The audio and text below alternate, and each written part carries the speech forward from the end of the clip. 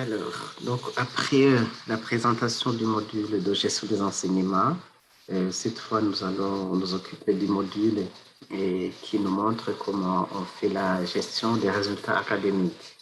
Et il s'agit du troisième module qui est celui intitulé résultats académiques. Pour faire cela, voilà, je vais faire le login. Je choisis le campus. Et voilà, je suis là. Ici, j'ai une interface que je vais commencer d'abord par vous expliquer en quelques mots. Et puis, après avoir parcouru ça, je vais passer, et je vais mettre en place de petites vidéos pour chacune des parties composant son menu. Comme vous pouvez le voir, il y a beaucoup de choses. Voilà. Donc, du coup, je commence par le commencement.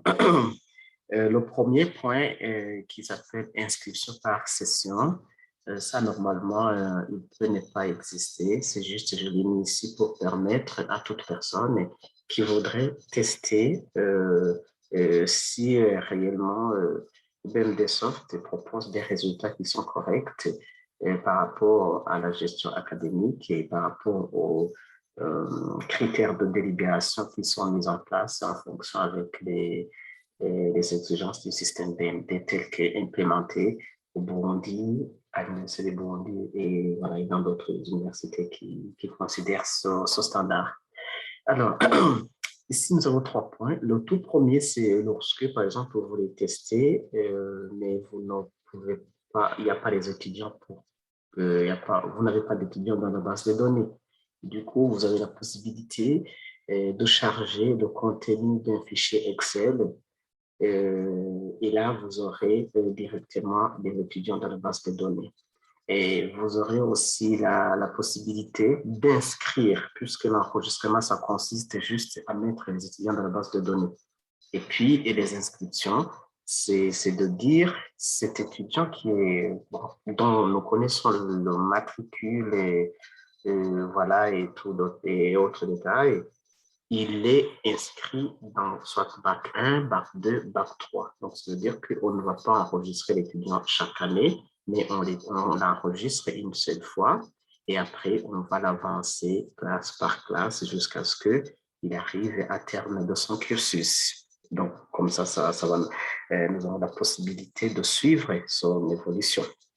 Et puis, la validation des inscriptions, c'est comme je vous l'ai montré ici, je vais juste faire très vite. Euh, donc voilà, normalement, l'étudiant, c'est lui-même, dans les conditions normales, c'est lui-même qui s'inscrit, comme vous avez pu le voir dans la vidéo qui montre comment ça se fait. Il va s'enregistrer, il va rassembler les justificatifs et après, il va pouvoir postuler, soumettre sa candidature. Le gestionnaire, qui peut être une personne travaillant dans le service des étudiants, il va voir si tous les justificatifs requis sont réunis. Si c'est le cas, ce dernier va valider. Et puis l'étudiant va se trouver ajouté dans une classe donnée. Si ce n'est pas le cas, l'étudiant donc va continuer à collecter tous ces prérequis et jusqu'à ce que tout soit disponible. Donc, la validation des inscriptions, c'est à ce niveau. Donc, lorsqu'il y a des demandes, des candidatures qu'il faut valider, et l'agent, il va passer par ce point pour valider ces inscriptions. Bon, du coup, bon, pour tout ça, je vais faire des petites vidéos qui vous montrent comment on peut faire. Et puis après, selon l'organisation de l'université, cela peut ne pas se retrouver ici. Je vais juste ajouter pour raccourcir, pour permettre à une personne qui sera en train de saisir les notes de pouvoir mettre en place cette liste d'étudiants. Sinon, ça peut se faire dans une autre partie, probablement la gestion des services académiques, et ainsi de suite, et ainsi de suite. Donc, tout ce qu'il faut savoir ici, c'est que c'est juste une propos, donc c'est juste, c'est le savoir-faire, c'est le produit réalisé que je vais montrer. Sinon, par rapport à l'organisation, par rapport à la décision de qui fait quoi, ça revient toujours à l'université et nous avons la possibilité de dire, d'organiser cela via les attributions des droits et l'organisation des travaux. Voilà. Et puis, la saisie des notes. La saisie des notes, ça va donc va nous permettre de saisir les notes pour les étudiants dans différents cours. Et là, nous avons distingué les sessions ordinaires, les réclamations et les compléments. Et les notes des sessions ordinaires sont ces notes-là qu'on saisit avant la délibération de la dite session. Donc, si la première session a déjà eu lieu et que la délibération est finie et que par après, il y a un étudiant qui il y a un besoin pour changer cette note. On ne va pas actualiser sa note à partir d'ici. On va considérer cette note dans une partie qu'on a appelée gestion des réclamations dans le sens très large, parce que là, ça peut être des réclamations, ça peut être des compensations, ça peut être de amélioration de moyenne et ainsi de suite. Et puis, si l'étudiant a avancé et après la deuxième session et qu'il y a des unités qu'il faut valider dans la suite, nous avons prévu un espace pour pouvoir gérer ces compléments. Voilà, ça c'est côté saisie note. Et puis, comme pour la délibération, il y a plusieurs conditions qui rentrent en jeu.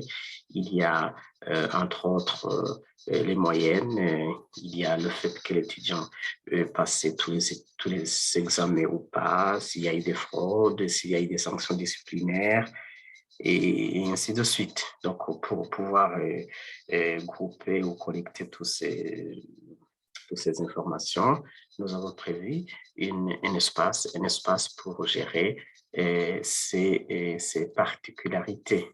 Et puis après, lorsque les notes sont saisies, on peut procéder à la délibération.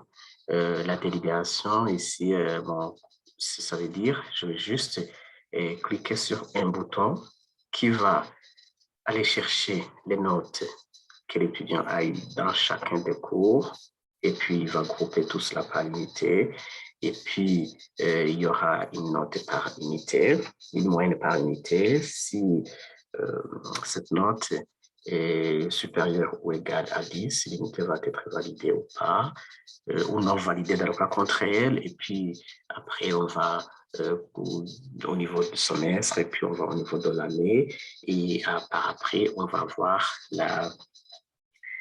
la décision de délibération et la mention de l'étudiant. Donc, tout cela, ça va se faire automatiquement.